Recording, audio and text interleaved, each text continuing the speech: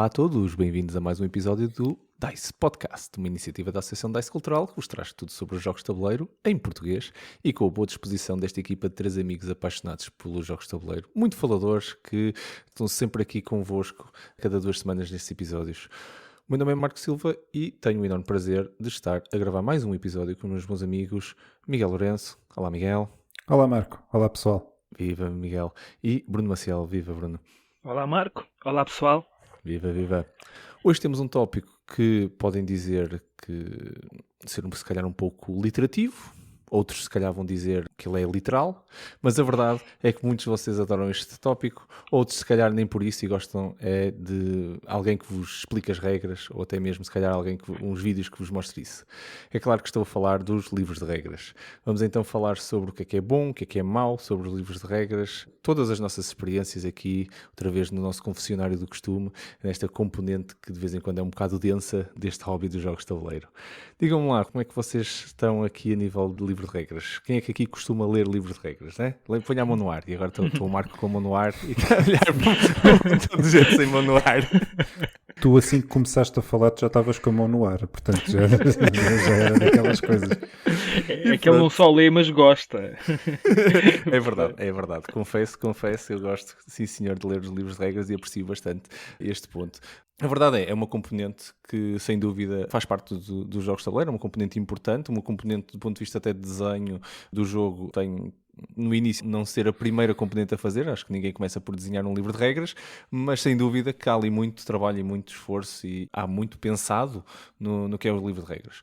Por isso, eu, pessoalmente, como disse, gosto de aprender os jogos pelo livro de regras e valorizo o esforço que está lá. E também consigo ver algumas coisas que, como eu vou dizer isto, podem não estar tão bem, em alguns, vamos dizer assim. E aquilo, pronto, de vez em quando, o vídeo explicativo está melhor. Porque houve alguém que foi para o BGG ler alguns fóruns para depois tirar as dúvidas todas de uma vez. Esses são os momentos onde eu acho que se eu tenho que ir ao BGG tirar dúvidas, então estamos aqui num problema. Não sei qual é a vossa opinião sobre isso, ou se para vocês chegarem pelo vídeo e verem a explicação está tudo ok. Olha, eu posso dizer que livro de regras não é para mim. Não me lembro da última vez que li um livro de regras, nem sei se alguma vez li do início ao fim, e muitas vezes até digo, vou guardar ali 15 minutinhos para ler o livro de regras. E passado 30 segundos já estou a folhear, ou seja, já não estou na ordem certa, já estou a folhear e a tentar perceber se eu posso ler na diagonal, e às tantas digo, não, esquece lá isso, eu depois vejo um vídeo e é assim que eu resolvo a coisa. A verdade é que qualquer jogo, não digo todos, mas eu diria a grande maioria tem tutoriais ou autoplays como jogar no YouTube, e é muito difícil não encontrar um vídeo explicativo. E é assim que eu normalmente aprendo os jogos. Eu já disse isto num episódio anterior, eu sou muito visual e estar a ler não é a mesma coisa que estar a ver as coisas a mexerem.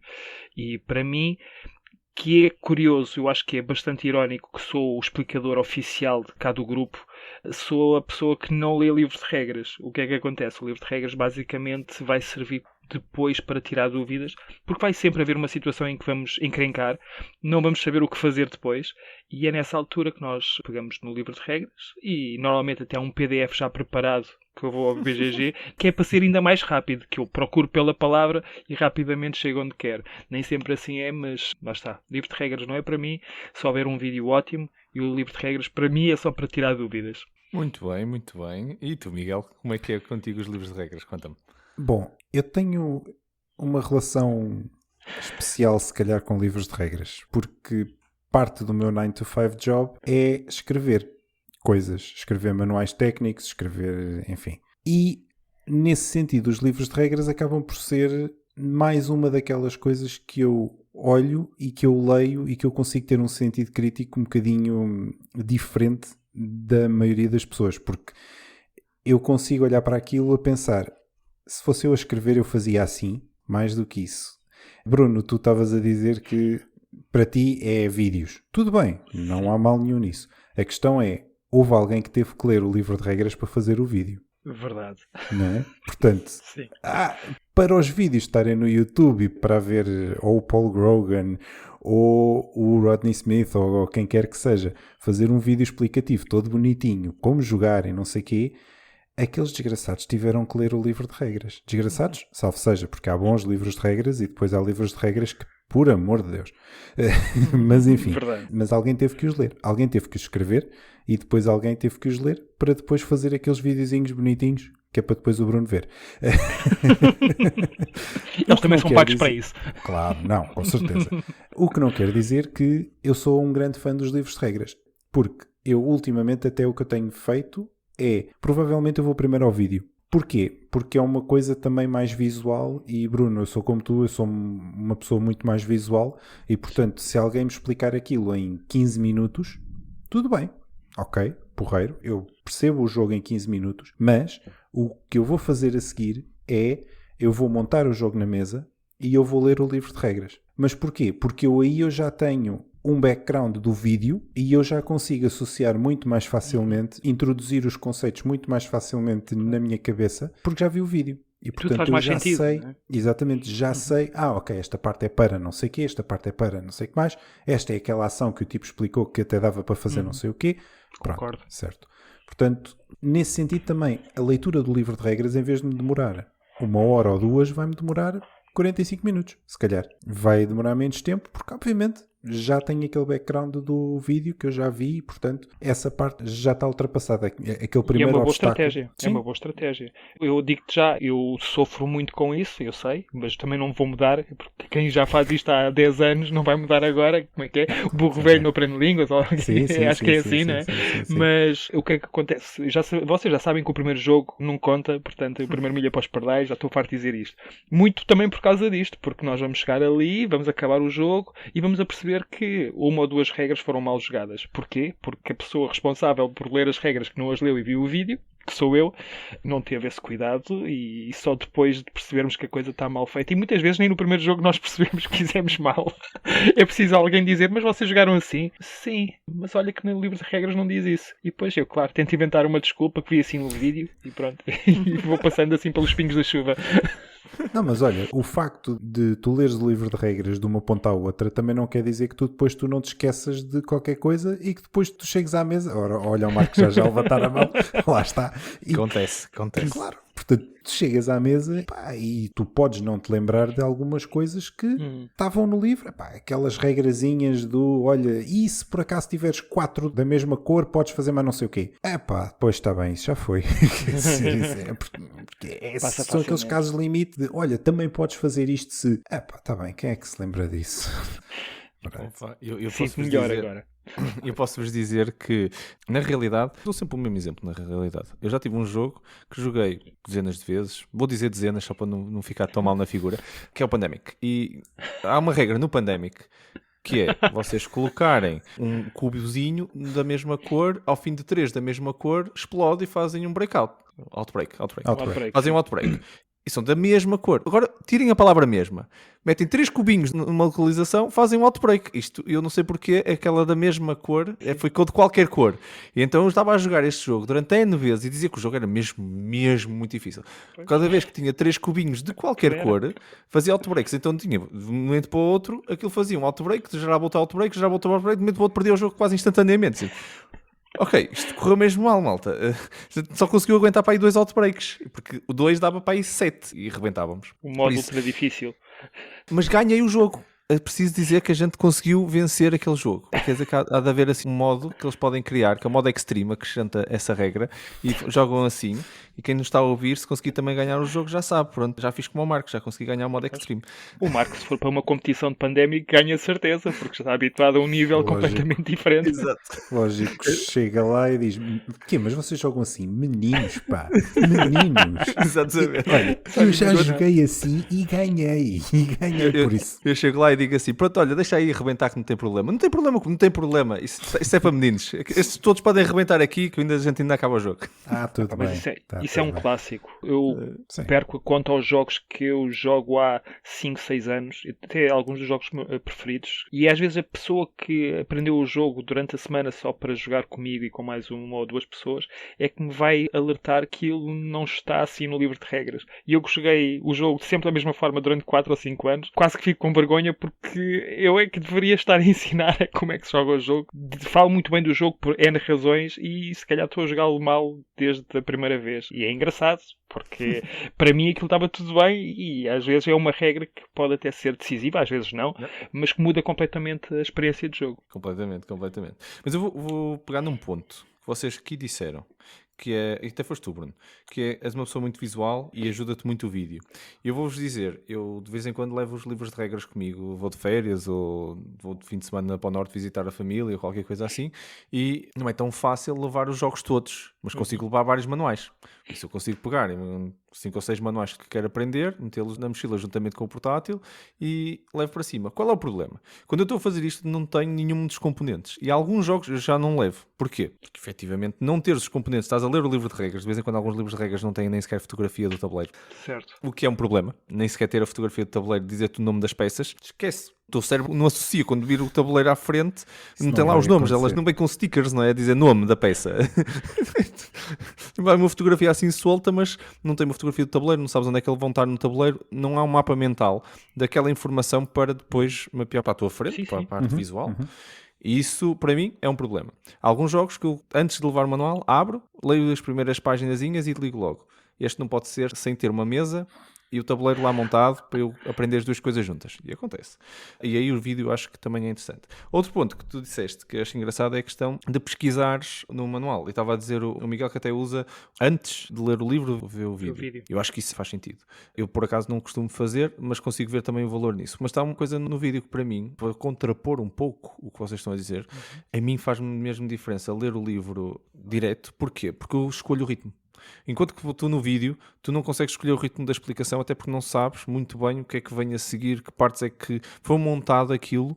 Eu, num livro de regras bem estruturado, eu consigo perfeitamente andar para a frente e para trás no livro, se por acaso acontecer o mesmo que o Bruno estava a dizer, que é, eu não estou a conseguir entender, tenho esta parte, preciso de uma informação diferente do que a ordem com que o livro está. Se o livro estiver bem feito, eu nem sequer preciso de sentir isto. Eu senti que aquilo aconteceu, explicou-me os componentes, deu-me ali umas referências, se calhar porque vai aparecer à frente, mas disse-me o suficiente para eu não precisar de ir lá à frente e continuar a aprender. E para mim isto é o que é certo. Num vídeo, se isso não acontecer, eu estou perdido. Vou amarrar com aquela parte aqui um bocado perdido, 2 minutos perdido, 3 minutos perdido, ok, agora já estou a começar a entender, mas aqueles 3 minutos já foram. Depois agora já continuo sem entender, tenho que andar para trás e custa-me imenso ver isto nos vídeos, estão a perceber? Certo. Para mim os livros de regras têm essa vantagem. Pronto, para tentar contrapor e criar aqui um bocadinho o outro lado. E eu percebo o que estás a dizer. Aí também depende de quem é que faz os vídeos e de como é que explica, não é? Porque, obviamente, para mim, um bom livro de regras tem que ter presente aquela coisa do como é que eu vou explicar isto? Como é que eu vou explicar este jogo? Para mim isso é o que significa que ele está bem estruturado. É quase conseguir contar uma história do princípio ao fim e se eu conseguir contar uma história do princípio ao fim, a história do jogo, obviamente, desde o setup até ao final do jogo, os pontos, etc. Então, isso é um livro bem estruturado. Mas quem for fazer o vídeo, obviamente também depende do livro. Se quem for fazer o vídeo tiver um livro bem estruturado, consegue fazer um vídeo também bem estruturado. Porque tipicamente consegue. Agora, não claro acho que depois uma também dependência. Não acho que haja uma dependência. Isso pode estar mal estruturado. Eu, depois de entender, posso criar a minha própria estrutura e explicar um vídeo e até salvar um livro de regras mal. Sim. Okay. Isso eu já lá ia. Porque eu, por exemplo, aprendi a jogar, por exemplo, ao Lisboa. Não é que o livro de regras esteja mau, não é isso. Mas eu achei o livro de regras demasiado complexo. E eu depois vi um vídeo em que alguém explicou aquilo de uma forma diferente, ou seja, a sequência das ações que tu podes fazer estava explicada de uma forma diferente da que estava no manual, mas que para mim fez mais sentido. E daquela maneira disse, ok, isto assim faz sentido. Pronto, ok. Mas não é que o manual seja mau, não é isso. As coisas estão lá todas, estão bem organizadinhas. Só que aquela ordem em particular a mim não me estava a fazer sentido. Se calhar tinha que andar um bocadinho mais para trás e para a frente. Pronto. Mas isso depois também depende de cada um e depende da interpretação de cada um, não é? Certo. Sim, eu compreendo o ponto do Marco, mas eu acho que isto também tem muito a ver com a nossa experiência. Tu provavelmente, Marco, quando estás a ler um livro de regras, não é que saibas ler melhor do que eu acho que tu compreenderás melhor do que eu, porque se calhar não és tão visual como eu, porque aquilo que estás a ler tu consegues logo transpor para a tua imaginação o que é que se está a passar, e eu não consigo fazer isso dessa forma. Mas quando estou a ver um vídeo, e é verdade que a estrutura de como se explica é muito importante, mas existem já pessoas algo conhecidas no hobby, e se eu sei que essa pessoa fez o vídeo, eu vou diretamente a essas pessoas, porque eu já sei que vou ter sucesso na apreensão do conteúdo que ele está a tentar transpor para o vídeo, que é a produção de um livro de regras, no tutorial. No entanto, eu acho que a nossa experiência também ajuda muito. Eu, como já jogo jogos há, não sei, mais de 10, 12 anos, as coisas parecem muito intuitivas quando as vejo visualmente, quando vejo as coisas a acontecerem. E não há muita coisa nova nos jogos. Existe às vezes uma mistura de mecânicas que nunca aconteceu, ou pelo menos que eu não estou habituado. Aí sim é uma novidade, mas que é algo que eu estou habituado a ver de forma individual noutros jogos, e eu acabo por perceber rapidamente o que é que está a acontecer ali. Pode haver sempre uma outra situação em que eu fico ali na dúvida, mas o que é que ele quer dizer com isto? Isto, lá está. Depois, passar 2 minutos, perdi aqueles 2 minutos porque fiquei sem perceber, e se calhar mais à frente já começa a fazer sentido.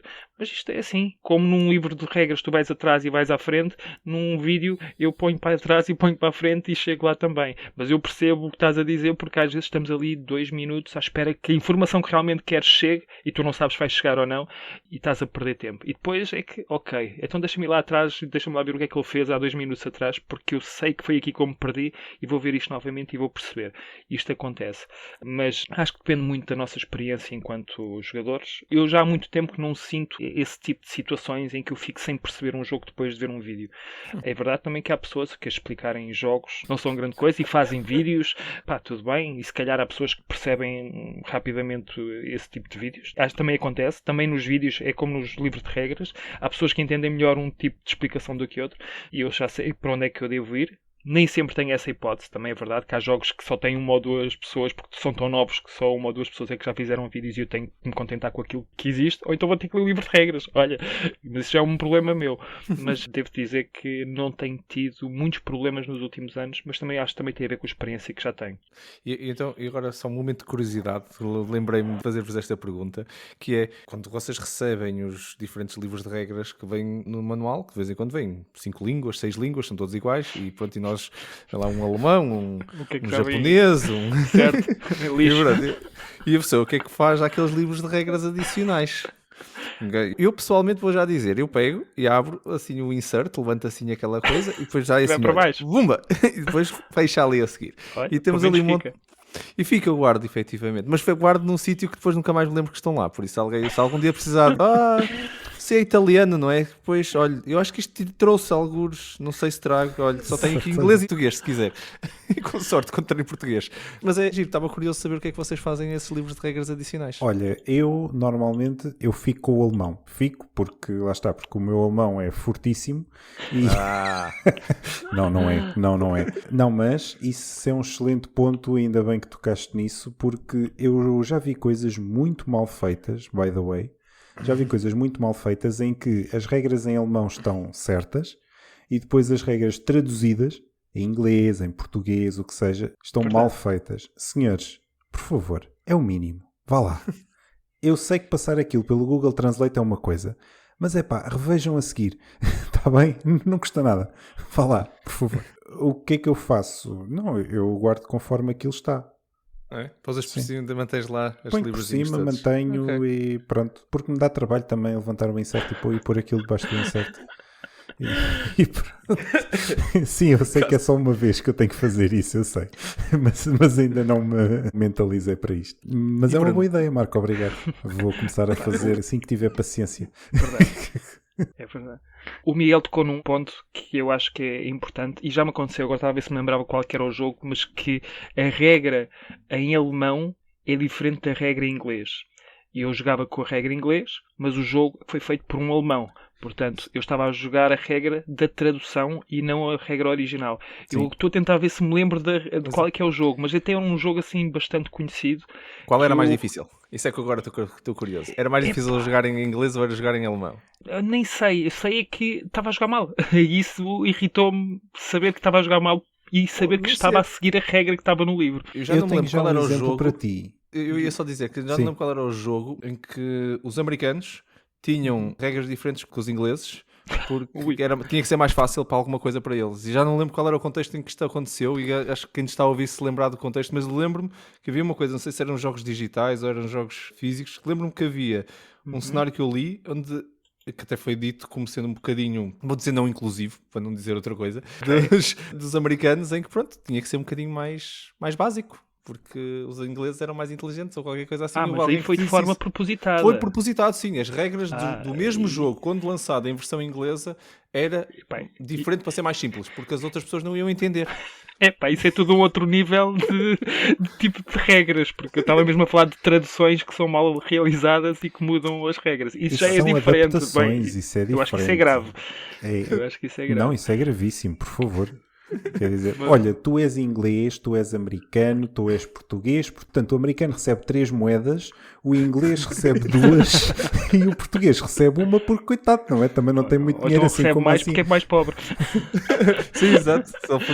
Tem que ter um handicap qualquer. Assim. Tem que ser um handicap. Isso nunca funciona assim. Olha, nunca apanhei uma dessas, mas isso, eu acho que isso eu tirava o jogo para a fogueira logo. Não sei.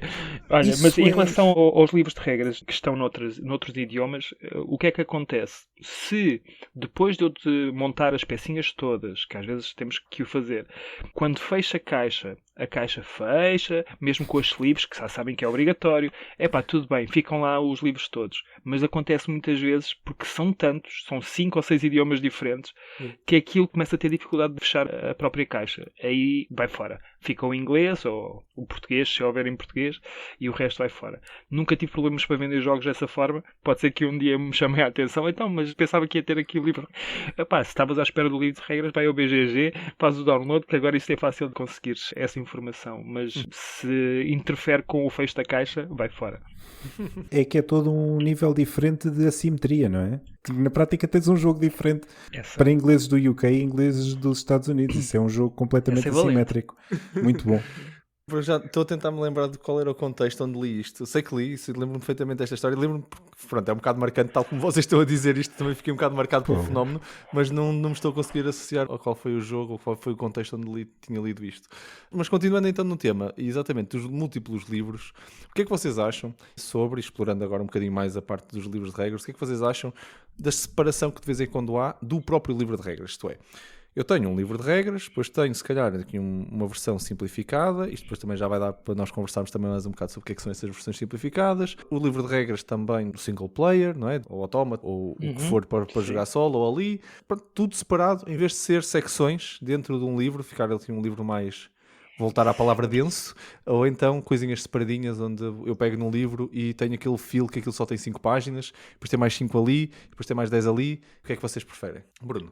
Eu acho que em algumas situações pode fazer sentido. Eu estou aqui a recordar-me de um jogo que joguei há pouco tempo, que é o Root, e tem vários manuais em que um deles são as regras mais simplificadas, que é para quem já jogou e só precisa de se relembrar de como se joga o jogo. Mas como já jogou, já não precisa de ter o detalhe, só precisa de ter ali quase que um reminder de como é que é a sequência de jogo e como aquilo é um jogo com várias regras, porque é super assimétrico. É mesmo necessário, acho que naquele jogo é mesmo necessário que haja mais do que um manual, mas eu diria, lá está, porque eu não sou se calhar a pessoa que mais lê, não sou de certeza, que mais lê livros de regras, aquilo que para mim é mais útil é haver, quando são jogos com muita iconografia, haver uma folha ou seja lá uma peça de cartão, que às vezes até os jogos trazem um A4 com toda essa informação à parte, que fica ali à disposição de todos os jogadores, sempre que for necessário, nós vamos lá e vemos o que é que o ícone quer dizer. Isso muitas vezes está integrado no livro de regras. Não sei se faz muita diferença ou não. Também vamos lá pegar e vamos normalmente à última ou penúltima página está lá essa informação, mas eu prefiro que esteja numa folha assim, se calhar mais durinha, num cartão em vez de ser em papel. Normalmente é assim que acontece. E acho que a informação até fica mais disponível, mais acessível para os jogadores. E tu, Miguel, como é que tu vês esta coisa? Múltiplos livros com contextos separados, o que é que tu achas disso?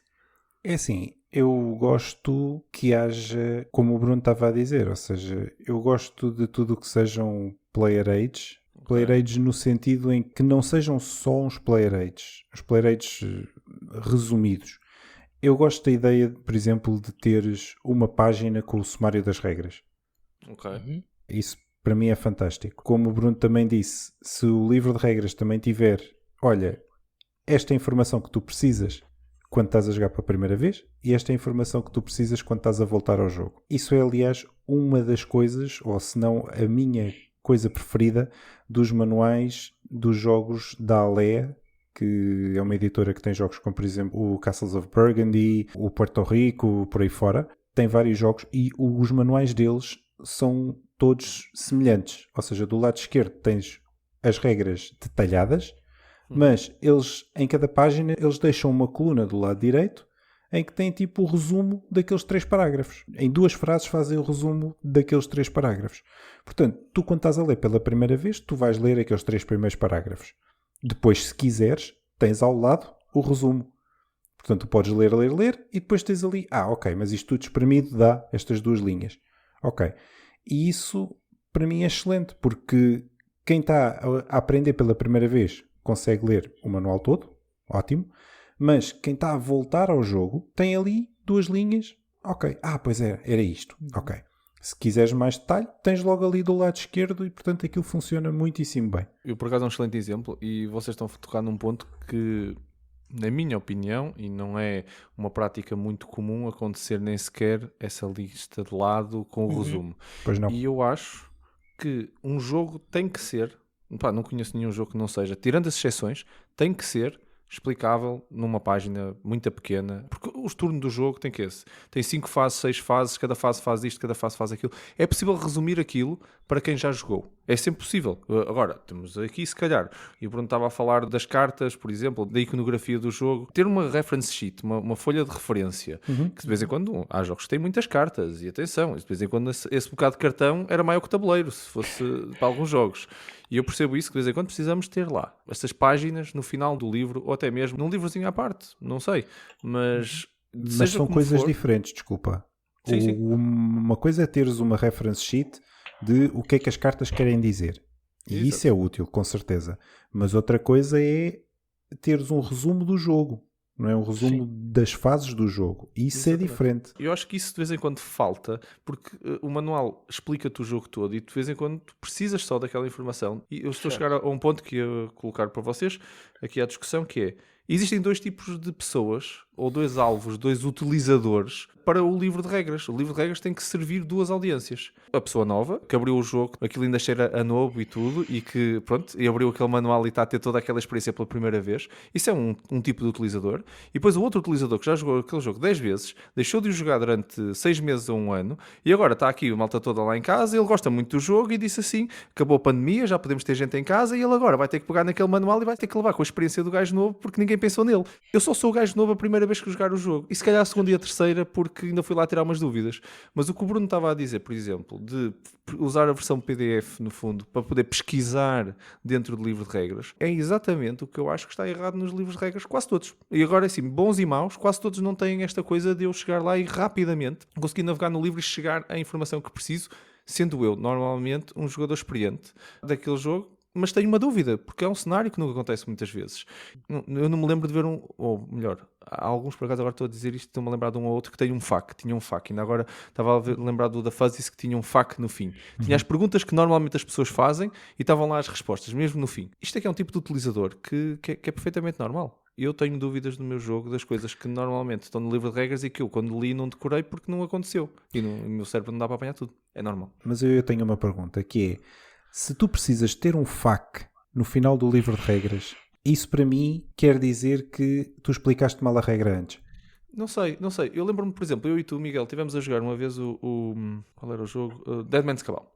Sim. E estávamos a jogar Dead Man's Cabal e aconteceu uma coisa que, para a quantidade de caveiras que aquela porcaria tem, é uma coisa muito rara, nós ficamos sem caveiras, não sei se te lembras, estávamos num dos eventos e ficamos sem caveiras. Sim. Isso nem sequer estava no livro de regras. O próprio criador do jogo responde lá no BGG a dizer o quê? Se vocês ficaram sem caveiras é porque estão a jogar mal. Se estão a jogar mal, ficam com metade das caveiras. Inventei agora aqui a regra. Por isso, há cenários onde... efetivamente. Mas isso devia estar no manual, volto a dizer. Isso é um caso limite que devia estar no manual. Pode acontecer em situações muito raras em que os jogadores ficam sem caveiras e neste caso faz-se isto assim. Para mim, se tu tens que fazer uma FAQ, se tu tens que fazer uma página com uma FAQ, é porque tu explicaste mal a coisa antes. Não há duas formas de dizer isto. É que tu explicaste mal a coisa antes. Porque senão tu não precisavas de ter uma FAQ. Bastava teres uma página de resumo, com as regras, tudo muito bem.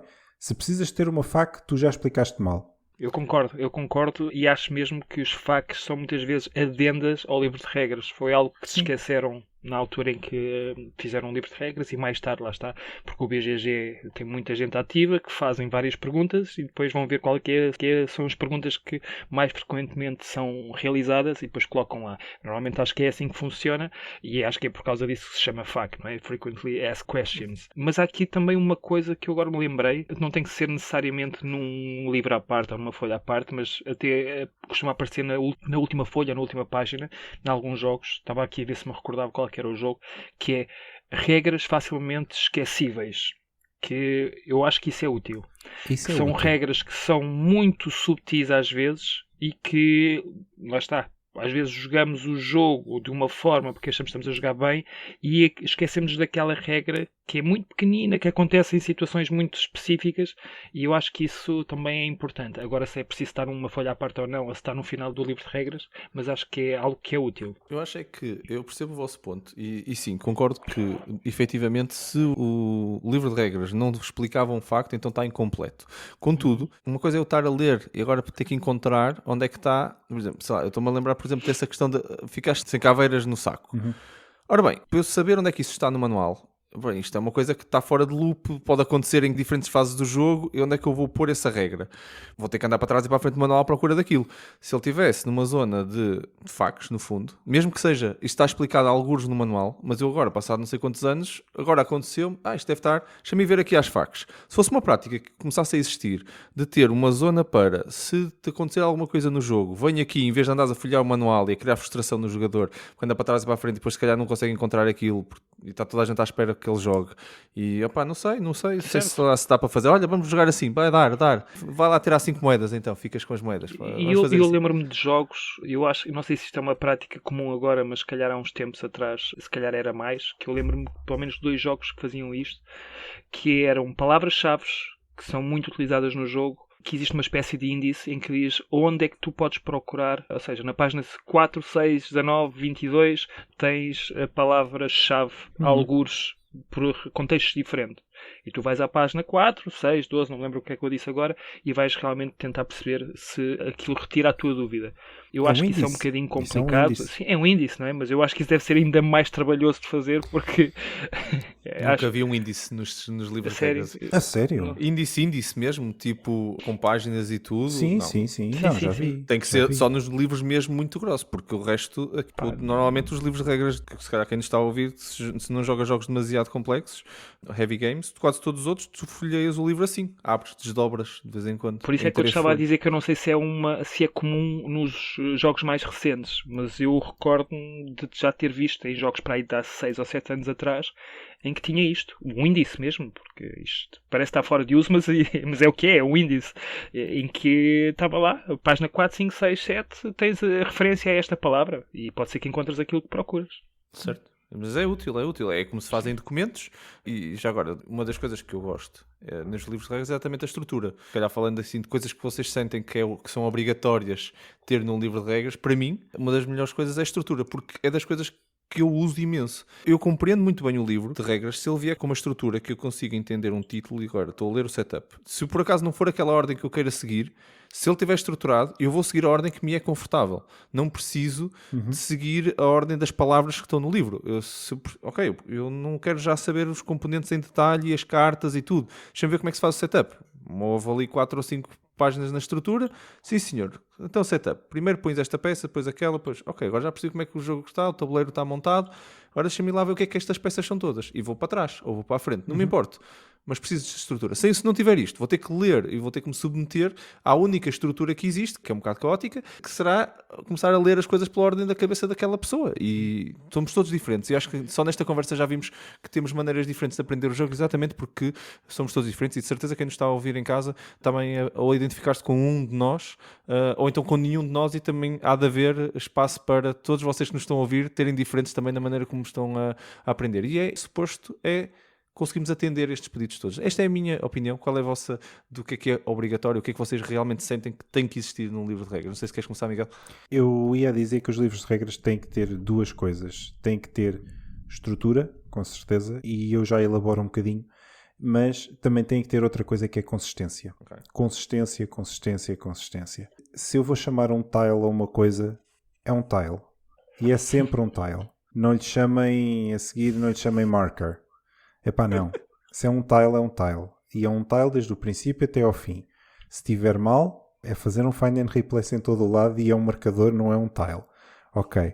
Mas se tiver tile num lado e marcador no outro e outra coisa qualquer no outro... Isso é um clássico. Por ser um clássico, não quer dizer que esteja bem. Não está mesmo. É que não está que mesmo. Não está bem. E gera confusão. E isso, quem lê, pondo-me do lado do leitor, eu às tantas eu não sei. Espera lá, mas isto... Mas era o first player marker ou o first player token? Espera, mas há dois? mas há dois? Pronto. Ok, este é do first player, é um mau exemplo, porque normalmente só há uma peça para aquilo. Pronto. Mas... quantas vezes? Há discos para marcar os pontos e há depois uns tokens ou uns cubos para fazer outra coisa. E aquilo, se não tiver certinho, se não tiver consistente, está mal. Está mal e vai confundir e muitas vezes até pode fazer com que a pessoa depois largue o jogo e diga: epá, este jogo não é bom porque eu não percebi nada disto. Sim. Não é? Nós por acaso não tocamos nesse ponto, mas Pronto. isso depois também é um ponto importante para discutirmos, que é o impacto que tem um livro de regras nesse primeiro contacto, a pessoa não entender nada e se calhar tentar o jogo fora, não é? Por causa disso. Sim, e isso é fácil. Isso é, se eu não perceber o que é que lá está, se eu não perceber o livro de regras, aquilo das duas uma, ou não sai da prateleira ou vai para o lixo, porque... E se calhar o jogo é muito bom. Agora, outra coisa é a estrutura. E isso é outra das queixas que eu tenho, ou das críticas que eu tenho, é que há duas formas de fazer livros de regras. Há livros de referência e há livros quase de tarefa, de how-tos, de como é que eu faço isto, como é que eu faço aquilo. E vê-se por aí muito livro em que é de referência. São simplesmente livros de referência. Que é, olha, tens aqui os componentes todos e tens aqui... Agora a seguir aos componentes eu vou-te explicar o que é que são as cartas. As cartas têm isto. E tu já leste 10 páginas do livro de regras e ainda não percebeste como é que o jogo se joga. E voltamos ao mesmo. Para mim o livro de regras tem que explicar como é que se joga o jogo e depois sim, ok, podem explicar para que é que servem as cartas, para que é que aquela carta em específico serve, o detalhe das cartas, etc. Mas, por favor... Se eu puser o jogo na mesa e se eu tiver a explicar a um grupo de pessoas, eu não vou dizer, olha, eu vou fazer o setup, não sei o quê, ajudem-me aqui, 3 aqui, 4 ali, não sei o quê. Agora vamos todos parar um bocadinho, porque eu vou passar os próximos 10 minutos a falar-vos sobre as cartas. Está bem? As cartas são isto, assim. Esqueçam, não acontece. As pessoas já se foram embora, já pegaram no telemóvel, já estão a ver os mails ou o Facebook ou o Instagram ou o que seja. Não.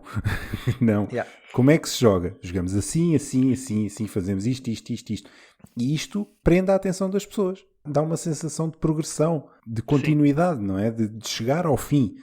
Depois, obviamente, as pessoas vão ter dúvidas e vão perguntar: então, para que é que serve mesmo este bocadinho da carta? Se calhar tu explicas a carta, se calhar tu explicas o custo da carta e o benefício da carta dentro da ação a que ela pertence. Não é? Se eu tiver uma ação em que é jogar uma carta, essa carta tem um custo, tem um benefício, se calhar eu vou explicar. Mas só aí. Eu não vou perder 10 minutos antes das pessoas perceberem o que raio é aquilo. E eu vejo muitos manuais que estão feitos assim. Não é? Que estão feitos naquela de agora vou explicar as cartas. E agora a seguir vou explicar para que é que não sei quê. E passado 12 páginas é que tens então o que é que eu posso fazer no meu turno? Esquece. Não, já foi. E isso para mim é terrível. Epá, lá está. Como não leio muito o livro de regras, eu vou fazer a relação que faço com os vídeos e com a relação que faço comigo quando tento explicar jogos. Tem que haver uma sequência lógica, um encadeamento da forma como se explicam, tanto de forma escrita, oral, seja lá como for. Eu, pelo menos, tento explicar primeiro de forma temática o que é que estamos a fazer ali, que é para as pessoas perceberem do que é que se trata o jogo.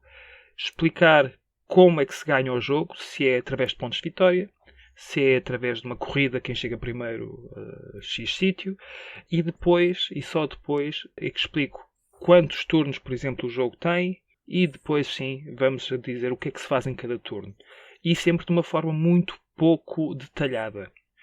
Depois é que começo a falar de forma detalhada sobre cada situação. Ok, eu primeiro faço isto, depois fazes tu, depois faço eu. Acabou esta fase, agora passamos à próxima fase. E agora fazes tu isto, agora faço eu isto, agora fazes aquilo.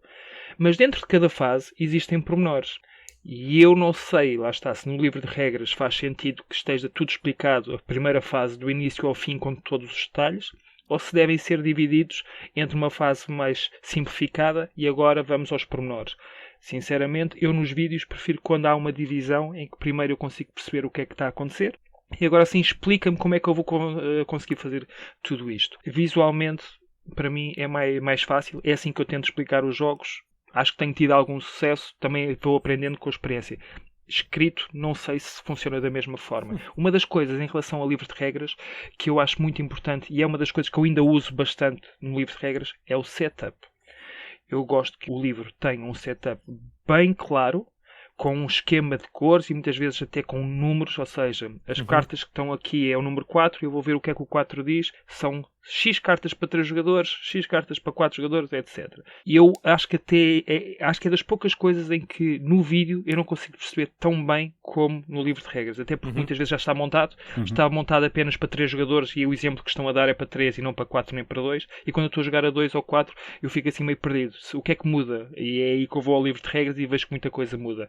Eu gosto que esteja bem explicado o setup, gosto também um bom esquema de cores, de coisas importantes, como o Miguel disse há bocado que os livros da Alea têm uma divisão do lado direito e do lado esquerdo. Nem todos têm essa estrutura, mas muitos têm quase que a bold ou com um sublinhado as coisas, os bullet points, o que é importante.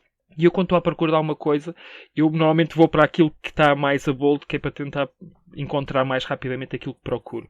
Porque normalmente, se tiver tudo no mesmo tom, tudo no mesmo tamanho de letra, eu dificilmente vou encontrar aquilo que quero.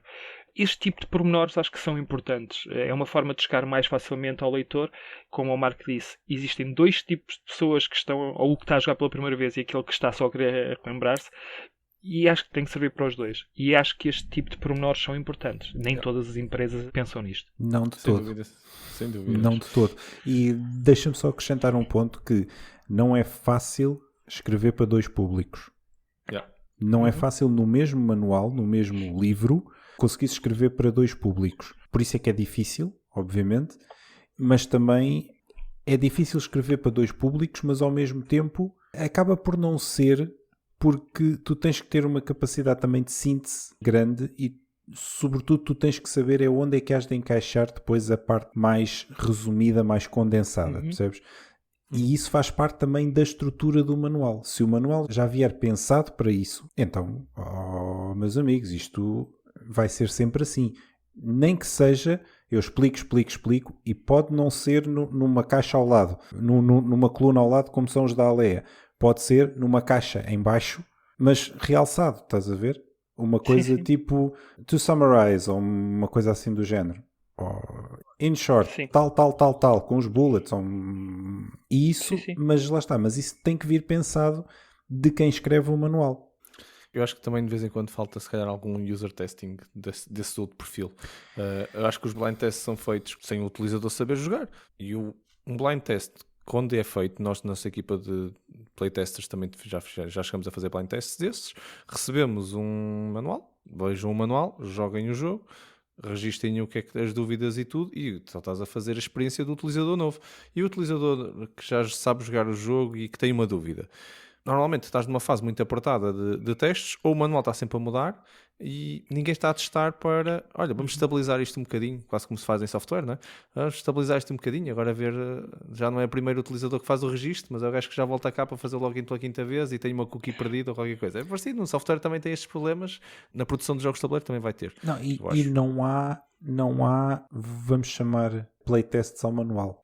Não, isso é os blind tests. O único playtest que existe ao manual é quando faz um blind test. Tiras o manual à pessoa e dizes joga o jogo sem ninguém te explicar o jogo. Certo, e depois tens alguém a ver como é que tu estás a jogar e fazer-te perguntas. Mas olha, porque é que tu estás a jogar isto assim? Mas o foco está sempre no jogo. Nunca está muito no manual em tu perceberes não sei o quê. Percebes? Tu dás feedback sobre o jogo, sobre as mecânicas, sobre o que é que faz sentido, o que é que não faz sentido. De vez em Nós, quando tens blind tests onde podemos a dar. pessoa está lá, onde a pessoa está contigo, o criador, não te explica o jogo, manda-te o manual antes, tu tens que te preparar, entras lá, o criador está contigo e tu começas a jogar o jogo e ele vai vendo que tu estás a jogar mal e vai-te perguntar porquê é que estás a jogar isto? Esqueci-me, tinha que ter pegado ali naquela coisa. Ok, sabias a regra, não está claro, é no jogo. Ou então, faz fazer isto, depois fazer aquilo e depois passa para o próximo. E não vais buscar o dinheiro? Não, porquê é que eu vou buscar o dinheiro? Aqui no manual não dizia isso. Não diz, então ora vê. Olha, não percebi assim. E aí já estás a fazer playtest ao manual. Pois, isso deve ser difícil. Eu imagino que seja difícil, porque imagina que tu és a pessoa que está a fazer esse teste, porque deram-te o livro de regras, e eu sou a pessoa que tu convidaste para fazer o teste do jogo. Mas eu não li o livro de regras. És tu que me estás a explicar. E depois eu é que estou a fazer a asneira e quem é que é a culpa? Foste tu que não me explicaste porque te esqueceste? Ou foi porque tu, quando leste o livro de regras, não foi claro? Se eu sou o criador, ou sou o que estou a fazer o playtest, pronto, quando estás a fazer blind tests, a ideia é mesmo essa. Sim. A Mas pessoa ler o estás a perceber livro. o que eu estou a dizer? Tô. Tu não és o criador enviou para ti, para experimentares com os teus amigos. E agora eu e o Miguel vamos experimentar contigo. Mas nós os dois não vamos ler o livro de regras, és tu que me vais explicar o jogo, foste tu que o leste. Pois. E onde é que há a falha? É tu que esqueceste, ou na explicação não foste claro para nós, ou foi tu ao leres o livro de regras que a coisa não estava clara? Eu imagino que isto seja muito complicado. Ou então não é envia para fácil. os três leem. Mas é isso. O Ok. blind test, quando nós fazemos na DICE, toda a gente lê o livro de regras e só conseguimos jogar quando toda a gente ler o livro de regras. E normalmente há um debate no início sobre o livro de regras e depois é que começas a jogar. E nesse momento mais já sentido. recolheste um montão de feedback. Certo. Mas isso é uma maneira de testares o livro de regras. Mas só testaste para a primeira. Mas somos nós também que fazemos assim. Agora, Pronto, certo. a maior parte dos testes que há para aí, Claro, não. Ninguém se preocupa com o livro de regras, se está bem escrito, se está bem estruturado, etc. Por aí fora. O livro de regras acaba por ser quase o parente pobre do jogo, porque o jogo é que interessa. Está bem, mas... Sim. Por favor, vamos lá dar um bocadinho de atenção ao manual. Não, a sério, isto não sou eu a puxar a brasa à minha sardinha, mas sou eu a dizer que, não, pessoal, o manual se calhar é tão importante como o jogo. Porquê? Então... Porque se eu for ler o manual e se eu não perceber, volto a dizer, o jogo fica na prateleira ou eu vou dá-lo a alguém ou vou vendê-lo ou o que seja. Simplesmente porque eu não percebi. Sim.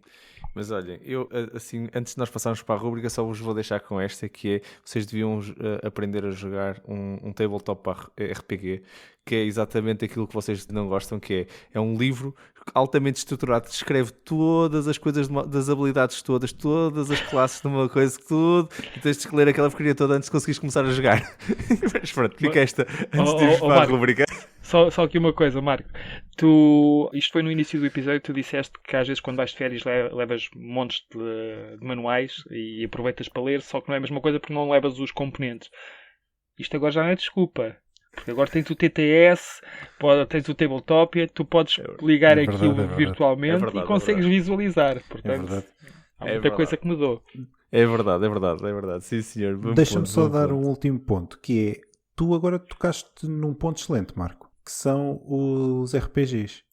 Sim. Será que aqueles livros que são mais de referência e que realmente tu tens que ler 50 páginas antes de chegar ao jogo, será que não foram escritos por malta que está habituada a RPGs e a D&D? Não, por que não?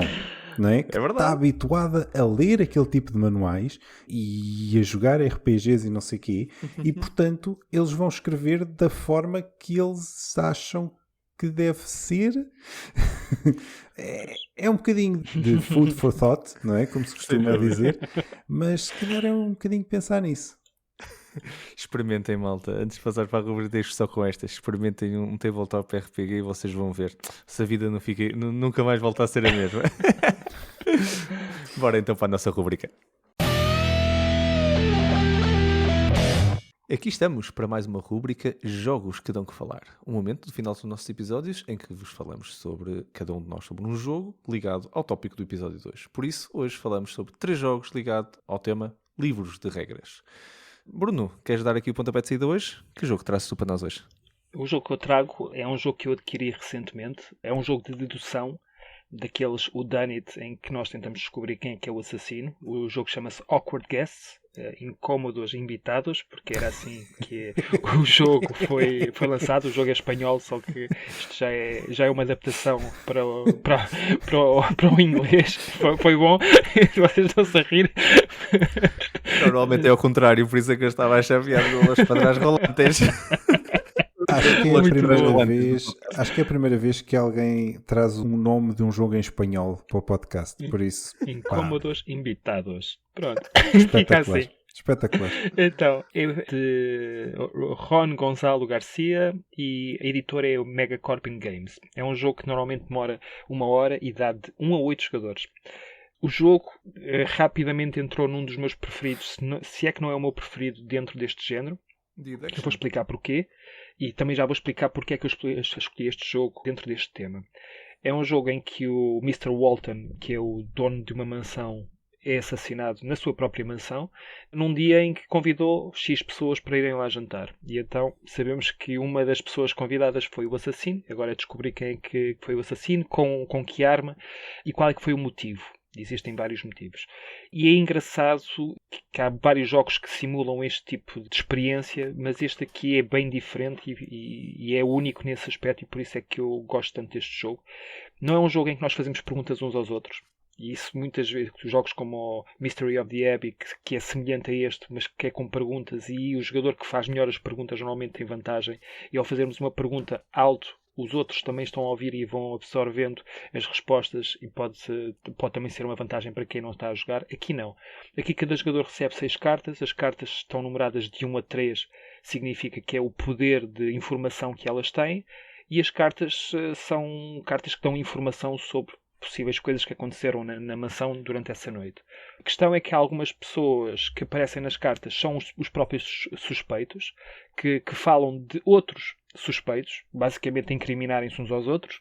Depois existem também o staff da casa, que diz sempre a verdade, e essas cartas são poderosas, e a própria polícia que está a investigar o caso e que vai dando algumas pistas.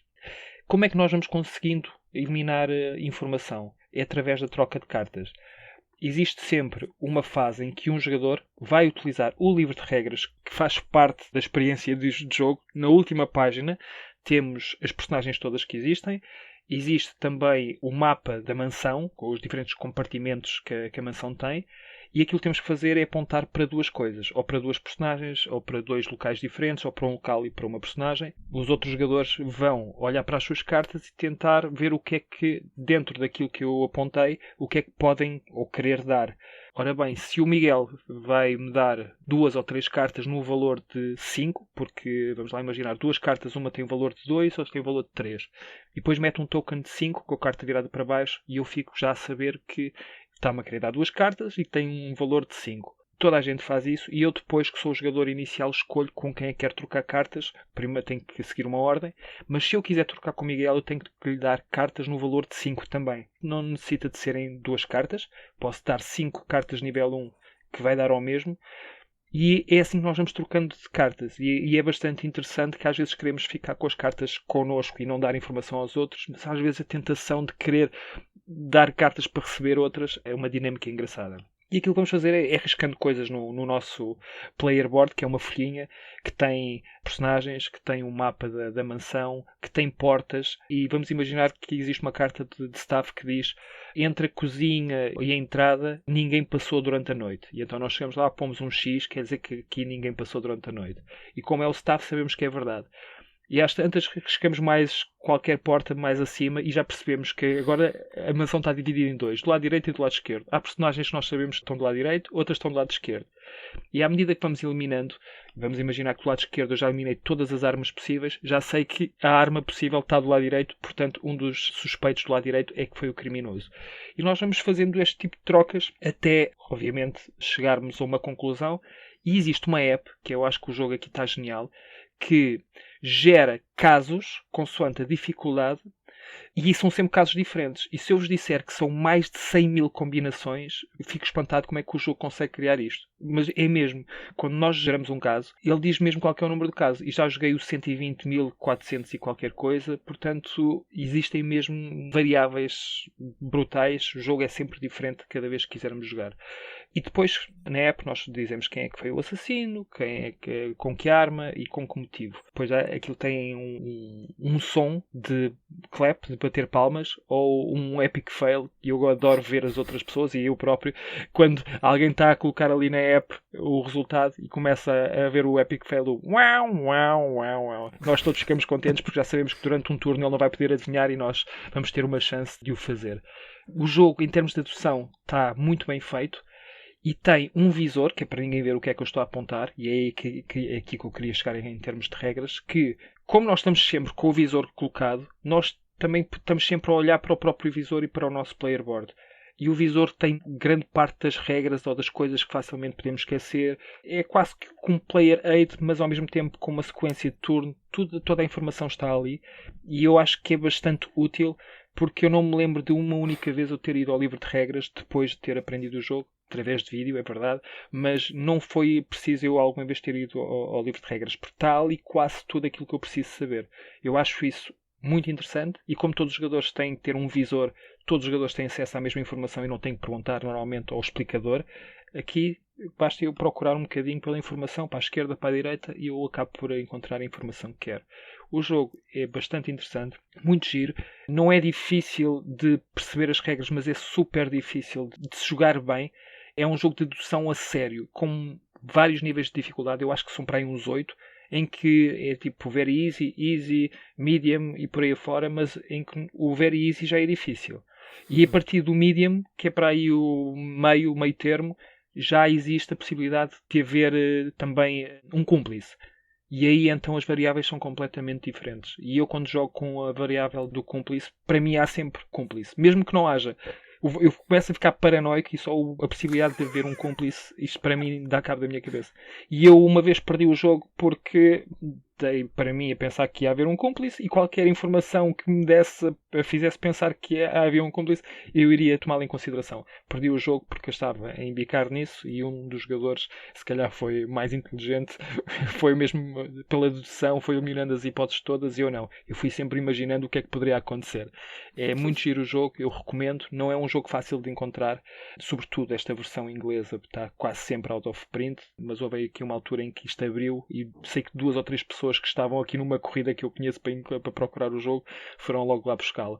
É isto. Awkward Guess é um jogo de 2016 e que eu acho que se fosse feito agora, também não é que tenha passado muito tempo, 5 anos, continuaria a sentir um jogo único e como uma novidade. Eu nunca vi um jogo deste tipo a ser com uma app tão inovadora, com uma variável tão grande de casos. Eu fiquei muito impressionado com o jogo e recomendo. Sim, senhor. E um primeiro jogo que trouxemos aqui e que pusemos o Bruno a falar espanhol, não é? Sem dúvida. É verdade. Já já valeu a pena por isso. Miguel, e do teu lado, que jogo trouxe para nós hoje? Ora, por mim, eu trazia os jogos todos da Alea. Trazia, porque se estamos a falar de manuais e já que eu falei bem da editora, não da editora, mas da forma como a editora faz os seus livros de regras, por mim eu trazia-os todos. Mas, como só podemos trazer um, então eu resolvi trazer um que eu ainda não joguei, tenho bastante curiosidade nisso, que é o Carpe Diem. O Carpe Diem é um jogo do Stefan Feld, editado pela Alea. É um jogo de 2018, de 2 a 4 jogadores, e é basicamente um jogo de construção de uma cidade no Império Romano ou em Roma, e então é que temos vários tiles e que podemos construir a nossa cidade ou a nossa secção de Roma, não é? De acordo com várias coisas, com cartas, com fontes, com vários tiles, etc. Porquê é que eu trouxe? Obviamente por causa do manual, porque o manual tem aquela estrutura que para mim faz sentido, primeiro que tudo, que é, ok, temos os componentes do jogo, temos o setup e depois temos como é que eu posso jogar o jogo, tenho algumas regras para construção, etc, por aí fora, e depois tenho como é que eu pontuo o jogo. E isto é a estrutura básica de o que é que devia ser um manual minimamente decente, entre aspas, para mim. E depois tem aquela coisa que já falámos, que é os jogos da Alea têm depois aquela coluna do lado direito que dizem, olha, está aqui a parte resumida destes 3 parágrafos que tiveste a ler. E isso é bom tanto para quem está a ver isto pela primeira vez, como depois para quem volta ao jogo. Porque quem volta ao jogo já não joga há 6 meses, 1 ano, o que seja, mas pega no manual e... pois era assim. Ok. Esta parte eu não me lembro. Ok, se eu não me lembro desta parte, eu posso ler a parte que está do lado esquerdo e consigo perceber mais facilmente. Infelizmente, eu não consigo dizer muito mais do que isto. Sei é que o jogo parece-me interessante, gostava de o jogar, ainda não tive a oportunidade, mas pronto, mas basicamente é isto. Acho que o Bruno já o jogou e, Sim, portanto, sim, Miguel. se quiseres acrescentar aí alguma coisa, eu agradeço. Sim. Miguel, o jogo é muito interessante, não é por ser do Feld, porque eu nem sempre gosto dos jogos dele, mas este aqui é até dos mais simples que ele alguma vez fez e é bastante giro. Acho que explicaste bem o jogo e é por acaso um daqueles jogos em que eu, talvez as primeiras 5 vezes que joguei mal. Ia pensar que jogava bem. Mas não é problema do livro de regras. Atenção, lá está. Porque eu vi no vídeo, o exemplo que deram também estava certo, que é, por exemplo, na parte da pontuação, tu podes pontuar as vezes que quiseres, desde que tenhas esse critério mais do que uma vez feito. Só que, como no vídeo ele só tinha uma vez o critério feito, só pontuou uma vez e eu assumi que era só uma vez. Mas está no livro de regras. Isto, por acaso, aconteceu na semana passada, quando nós voltámos a jogar o jogo. Já não jogava para aí há 2 meses. E, por acaso, estava a querer ver uma dúvida. Tive uma dúvida durante o jogo e bati com os meus olhos em algo que não me estava a soar bem, que era exatamente isso. E então nós começámos a pensar, e eram as mesmas pessoas com quem eu tenho jogado durante estes meses. Nós temos jogado o jogo mal desde sempre. E começámos a ler a página do início ao fim, uma página só, e vimos que havia 3 regras que nós tínhamos jogado mal. Portanto, o jogo parecia-me tão bom e continua a parecer-me tão bom, mas agora estamos a jogá-lo bem. Mas foi preciso meses em que nós jogamos regularmente até percebermos que estávamos a jogar mal. Mas também posso dizer que a Ale se calhar faz o esforço de fazer bons livros de regras. Eu não tenho nada a dizer, porque como o erro foi meu e realmente aquilo está muito bem esquematizado e está lá explicado, mas depois falha no resto, que é a produção dos jogos está a zero, a arte está a zero. Se eu fosse falar do Carpe Diem em relação ao esquema de cores dos tiles, bem, eu acho que já referi isto noutros episódios, mas o jogo é muito bom. Olha, aconselho, um dia queiras, pá, jogamos isso. Certo.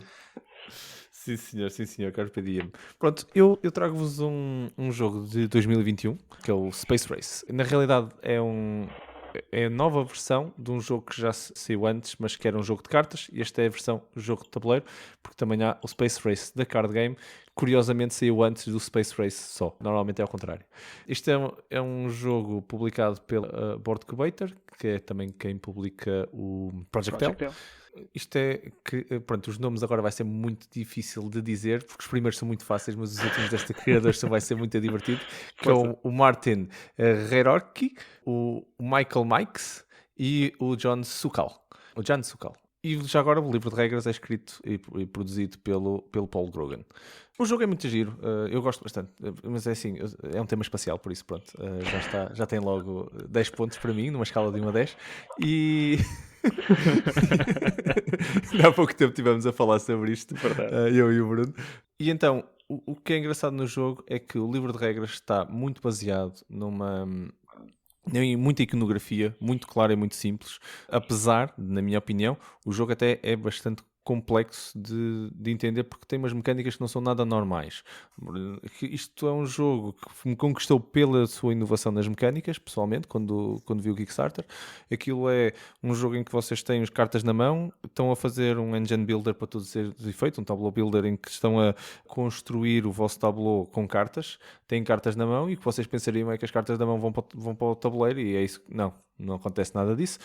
Todo o engine é exatamente sobre mover coisas de um espaço para o outro, e há vários espaços para onde as cartas podem ir e de onde é que podem vir, e vocês têm que pôr as cartas que querem no sítio onde querem, para depois terem a ação que consegue pôr essa carta desse sítio para outro sítio onde vocês querem que ela vá. Nomeadamente a vossa mão vai para um universo, e depois toda a gente pode ir buscar ao universo, porque quer dizer que vocês põem as cartas que querem lá, mas podem não ser vocês a irem lá buscar. É um mercado, vamos dizer assim, que é uma das posições possíveis daquele universo. E depois também tem toda toda uma mecânica à volta de meeplesitos de astronautas que vão para o espaço também, para pontuar, e depois tem N maneiras de pontuar o jogo pontua-se por tudo, felizmente naquele jogo não falta maneiras de pontuar. Por outro lado, se vocês andarem para aí a tentar pontuar em todas, vocês pontuam quase nada, porque aquilo depois também tem um fator de escala, onde vocês têm que investir um bocado para conseguirem ser o que tem a maioria de alguma coisa, senão mandaram para ali investir em pôr coisinhas e o outro que investiu a maioria foi lá com a força toda e ganhou aqui. Depois o vosso outro adversário não apostou ali, apostou no outro e ganhou no outro. E vocês que apostaram naqueles dois ganharam 0. Mas valia terem apostado só num ou num terceiro e tinham ganho mais pontos. Essa é a mecânica muito gira, tem muito planeamento. Não é como qualquer engine builder, também tem uma parte muito gira de que vocês estão a construir o vosso tableau. Vocês têm que pensar que aquilo vai pontuar. As coisas diferentes pontuam em momentos diferentes, quer dizer, vocês têm que andar a ajustar a vossa estratégia para daqui a 3 jogadas de ir conseguir pontuar naquele espaço, porque senão, caso contrário, não vai ser naquele turno que vocês vão conseguir fazer isso, requer algum planeamento. Do ponto de vista do livro de regras, o livro está muito a Paul Grogan, sem dúvida, muito bem estruturado, muito step by step, adoro a parte do setup já agora, está espetacular mesmo, vocês olham para aquela imagem, primeiro o tabuleiro é gigante, ok? E depois a fotografia também é gigante, vocês ficam logo com a perspectiva, ainda não abriram o tabuleiro, só abriram o livro de regras, já sabem que vocês precisam de esticar e meter as tábuas na mesa para ela ficar maior. Vocês só de olhar só quando olham para o setup, para a fotografia de setup. E tem aquele, olha, tem o que o Bruno gosta, tem lá os numerozinhos, ponto 1 aqui, ponto 2 ali, está muito bem estruturadinho. E depois tem 2 pormenores no jogo que eu achei deliciosos, que é, quando vocês estão a ver a ordem de turno, ele tem um esquema visual, como é uma coisa muito diferente as cartas vão da mão para um deck que depois vai parar ao universo, que depois vem. Pronto, este caminho de cartas é uma coisa muito estranha no jogo. Ele deu-se ao trabalho de meter um esquemazinho ainda simples lá no início. Olha, isto é o que vocês fazem. E vocês olham para aquele esquema e fica claro. Porquê? Porque é a mesma iconografia. Foi uma coisa que por acaso não falamos muito, mas é a mesma iconografia que vocês depois veem nas cartas, que é a mesma iconografia que está no player board, no player aid, nas costas do player board, que tem um player aid por trás, e que é a mesma iconografia que está nas cartas, a mesma iconografia aí, a mesma iconografia no manual. Tudo, mesmo que está no board, tipo o board das zonas tem os mesmos ícones, tudo faz sentido. Depois ele meteu aquela coisinha assim, só com setinhas, daqui vai para ali, dali vai para ali, pronto. E depois agora está aqui o textozinho para explicar aquilo que tu viste ali visualmente.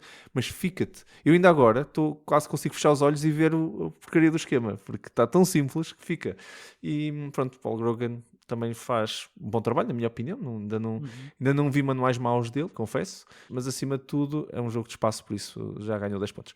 É só isso que eu tenho a dizer. Podia ter um livro de regras, podia ser um mau ou um bom, mas era um jogo de espaço, por isso. Porque por acaso podia ter falado de um jogo de espaço, tem um livro de regras que é miserável, que é o First Martian. Mas pronto, vim falar sobre o Space Race, que assim vou pela positiva e falo do espaço pela positiva. Pronto, e é todo o tempo que nós tínhamos. Vocês estiveram a ouvir ao DICE Podcast, uma iniciativa da Associação DICE Cultural que vos traz tudo sobre os jogos de tabuleiro. O meu nome é Marco Silva e, em nome de toda a equipa, muito obrigado por terem estado desse lado a ouvir-nos. Vocês, estou muito curioso de saber se vocês também têm algum livro de regras preferido, quais são os livros que menos gostam de livros de regras, ou então vocês simplesmente abrem a caixa, levantam um insert depois de comprar o jogo e zumbas lá para o fundo do livro de regras, como é que é? E depois siga para o YouTube para ver um vídeo como o Bruno. Partilhem as vossas opiniões com a hashtag DICE Podcast e vamos continuar esta conversa online sobre livros de regras. Estamos muito curiosos de saber as vossas opiniões. Podem também, claro, nos fazer chegar um e-mail para podcast@dicecultural.org e juntar também ideias, feedback, comentários. Estão à vontade, adoramos receber o vosso feedback. Se gostaram muito deste episódio, então não se esqueçam de subscrever para não perderem nenhum dos futuros episódios. E se gostaram mesmo muito deste episódio, então, por favor, partilhem o link com os vossos amigos e com a vossa família e ajudem-nos a chegar a eles com este conteúdo. Bruno e Miguel, mais uma vez, muito obrigado a ambos por mais uma conversa extremamente agradável. É, sem dúvida, mais um episódio para os livros, é? Espetáculo. Foi arriscado. É um prazer e uma honra estar a gravar estes episódios convosco. Isto eu por acaso estes fechos assim malta vão começar a ser, eu tenho que começar a acabar a rir, acabar em grande. Relembro que a DICE Podcast continua a lançar muito mais conteúdo escrito e em vídeo. Podem nos seguir a partir do site dicecultural.org, tem os links para tudo, nosso Facebook, Twitter, YouTube, Instagram e, claro, para o nosso parceiro meusjogos.pt, o parceiro da DICE Cultural para todos os conteúdos escritos. Todas as sextas-feiras, juntem-se a nós no Discord. A equipa da Dice Cultural tem feito as jogatanas à sexta-feira para terminarmos a semana em beleza. Por isso, juntem-se a nós, vão lá, vamos fazer uma jogatana, falarmos um pouco e mantermos esta ligação presencial, que também é importante enquanto não conseguimos fisicamente a ter. Nós cá estaremos para mais um episódio onde vamos falar sobre criar e testar jogos de tabuleiro no nosso próximo episódio, por isso não vão mesmo querer perder, acreditem. Até lá, muito obrigado a todos por estarem desse lado, adoramos a vossa companhia, boas jogatanas a todos e até o próximo episódio, malta. Um grande abraço.